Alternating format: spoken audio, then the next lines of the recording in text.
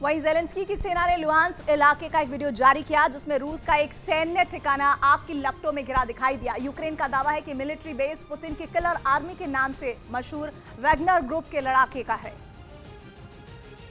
जिसे उसकी सेना ने मिसाइल हमला कर नेस्तो नाबूद कर दिया।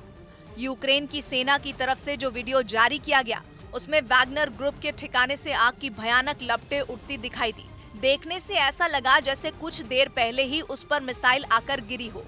पूरा मिलिट्री बेस आग की भीषण लपटों में घिरा दिखा और उससे निकलने वाला काला धुआं पूरे इलाके में फैलता नजर आया। यूक्रेन का दावा है कि लुहांस्क इलाके में मौजूद वैगनर ग्रुप के बेस पर हथियारों का गोदाम बना था, जहां से रूस के सैनिकों को घातक और खतरनाक हथियार भेजे जा रहे थे, जिसका पता चलते ही ज़ेलेंस्की के सैनिकों ने पुतिन की किलर आर्मी या यूं कहें कि वैगनर ग्रुप के ठिकानों पर बमों की बारिश कर दी।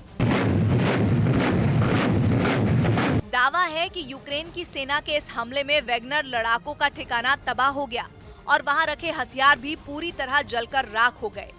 हालांकि यूक्रेन की तरफ से जानकारी नहीं दी गई है उसकी सेना के हमले में वैगनर ग्रुप के कितने लड़ाके मारे गए हैं। असल में वैगनर ग्रुप पुतिन की वो ब्रिगेड है जिसे उनकी प्राइवेट आर्मी के तौर पर भी जाना जाता है और कहा जाता है कि वैगनर ग्रुप के खूंखार और बेरहम लड़ाके 24 फरवरी से पहले ही यूक्रेन में घुस चुके थे। मतलब ये कि पुतिन की किलर ब्रिगेड जंग से पहले ही यूक्रेन में दाखिल हो चुकी थी, जिसने न सिर्फ अजोव सागर के किनारे बसे मारिउपोल शहर पर कब्जा करने में रूसी सेना की मदद की, बल्कि अजोवस्ताल स्टील प्लांट को जीतने के लिए भी इस किलर आर्मी ने वहां जमकर कहर ढाया था। पश्चिमी मीडिया का दावा है कि अब वैगनर ग्रुप के लड़ाके डॉनबास पहुंच चुके हैं और वहां यूक्रेन की सेना पर कहर बनकर टूट रहे हैं।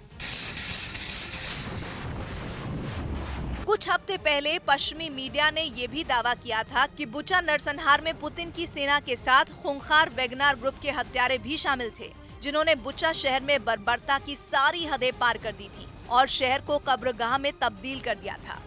और दावा है कि वैगनर ग्रुप के लड़ाके पुतिन के ऐसे वफादार भाड़े के हत्यारे हैं जो उनके एक हुक्म पर जान लेने और जान देने के लिए हर वक्त तैयार रहते हैं। और भाड़े के इन हत्यारों को युद्ध से पहले ही पुतिन ने यूक्रेन पहुंचने का ऑर्डर दे दिया था।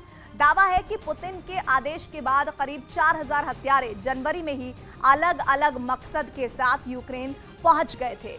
यूक्रेन युद्ध से पहले वैगनर ग्रुप के लड़ाके अफ्रीका में तैनात थे और जब 24 फरवरी को रूस ने यूक्रेन पर हमला किया था तो पुतिन के ये खूंखार हत्यारे भी उसमें शामिल थे। दावा तो यहां तक किया गया कि उन हत्यारों को 24 लोगों को मारने की लिस्ट दी गई थी, जिसमें ज़ेलेंस्की का नाम भी शामिल बताया गया था।